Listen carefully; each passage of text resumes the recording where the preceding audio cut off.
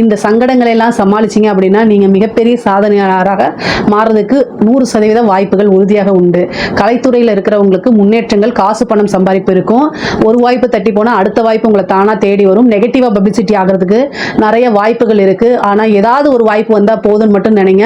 மிகப்பெரிய லெவலில் நீங்கள் சக்ஸஸ் பண்ணிடுவீங்க. நல்ல வருமானம் வரும். நிறைய அலைச்சல்களை மேற்கொள்கிற மாதிரி வரும். சின்ன சின்ன விஷயங்கள் தான் உங்களுக்கு கிடைக்கும்.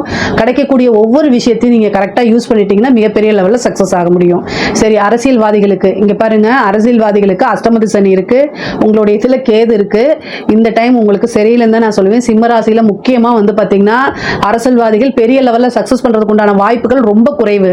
ஸோ ஜாக்கிரதையாக இருந்துக்கணும். சில பரிகாரங்கள் பண்ணிக்கங்க, தெய்வ வழிபாடுகள் பண்ணிக்கங்க.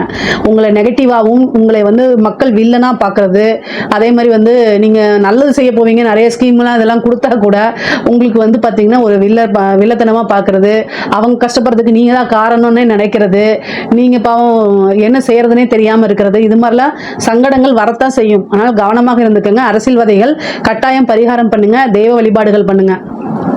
பொதுவாகவே வந்து பார்த்தீங்கன்னா கடன் ரீதியாக இருக்கக்கூடிய பிரச்சனைகளை படிப்படியாக முன்னேறது, அதாவது அதுலேருந்து கடனை அடைச்சிட்டு வெளியில் வரதுக்கு உண்டான அமைப்புகள் கட்டாயம் உங்களுக்கு பிறக்கும். சனியோடைய தொந்தரவும் இந்த ராகுகேதுடைய தொந்தரவுகளும் வந்து குறையறதுக்கு சில வழிபாடுகள்லாம் நான் சொல்லியிருக்கேன். தெரியலன்னா கமெண்ட்ஸில் கேளுங்க, நான் கட்டாயம் ஆன்சர் பண்ணுறேன். நம்மளுடைய சேனலை லைக் பண்ணுங்கள், ஷேர் பண்ணுங்கள், சப்ஸ்கிரைப் பண்ணுங்கள். நன்றி, வணக்கம்.